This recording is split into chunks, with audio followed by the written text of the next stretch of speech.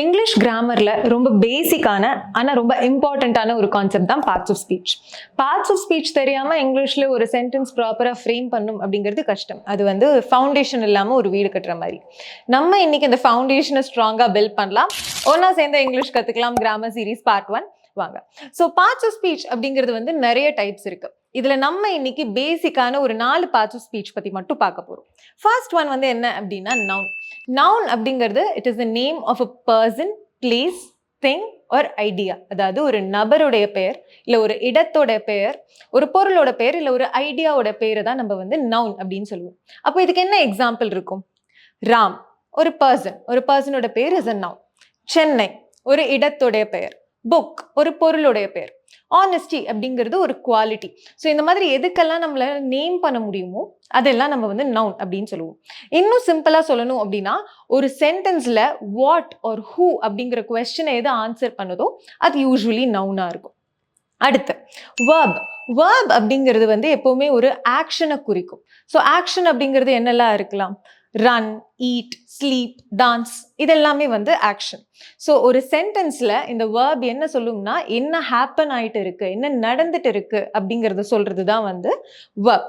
So அதுக்கடுத்து adjective. அதுக்கு முன்னாடி இந்த மாதிரி விஷயத்த நீங்க இன்னும் தெளிவா ஒரு டெக்ஸ்ட் ஃபார்மேட்ல தெரிஞ்சுக்கணும் அப்படின்னு நினைச்சீங்கன்னா பிடிஎஃப்னு கமெண்ட் பண்ணுங்க, உங்களுக்கு பிடிஎஃப் கிடைக்கும். So coming back, adjective. Adjective அப்படிங்கிறது வந்து என்ன அப்படின்னா நவுனை வந்து டிஸ்கிரைப் பண்ற ஒரு வேர்ட். அந்த நவுன் எப்படி இருக்குங்கிற ஒரு இன்ஃபர்மேஷன் கொடுக்குற வேர்டை தான் நம்ம வந்து அட்ஜெக்டிவ் அப்படின்னு சொல்லுவோம். பிக், பியூட்டிஃபுல், ஸ்மால், டால், இதெல்லாம் அட்ஜெக்டிவ். எப்படி அட்ஜெக்டிவ்? இப்போ நான் வந்து ஃப்ளவர் அப்படின்னு நான் சொல்றேன் அப்படின்னா ஃப்ளவர் அப்படிங்கிறது என்னது? இது வந்து ஒரு பொருள். So it is a noun. இப்போ இந்த ஃப்ளவர் எப்படி இருக்கு? நான் வந்து பியூட்டிஃபுல் அப்படிங்கிற ஒரு வார்த்தையை யூஸ் பண்ணி இந்த ஃப்ளவர் எப்படி இருக்குன்னு நான் சொல்றேன், அழகா இருக்கு. ஸோ இந்த பியூட்டிஃபுல்ங்கிற வேர்ட் இந்த ஃப்ளவரை டிஸ்கிரைப் பண்றதுனால இதை நம்ம வந்து அட்ஜெக்டிவ் அப்படின்னு நம்ம சொல்லுவோம். ஸோ நவுன் எப்படி இருக்குன்னு சொல்ற வேர்ட் அட்ஜெக்டிவ். அடுத்தது adverb.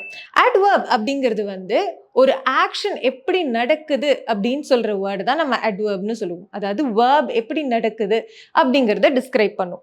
So slowly, quickly, loudly, இதெல்லாம் வந்து அட்வர்ப்கான எக்ஸாம்பிள். அப்போ ஹி ஸ்பீக்ஸ் அப்படின்னு நான் சொல்றேன் அப்படின்னா ஸ்பீக் அப்படிங்கிறது வேர்ப். அவன் பேசுறான். அவன் எப்படி பேசுறான்? He speaks loudly. இப்போ இந்த லவுட்லிங்கிறது அந்த வேர்பை டிஸ்கிரைப் பண்ணுது, ஸ்பீக் அப்படிங்கிற வேர்பை டிஸ்கிரைப் பண்ணுது. ஸோ இதுதான் adverb.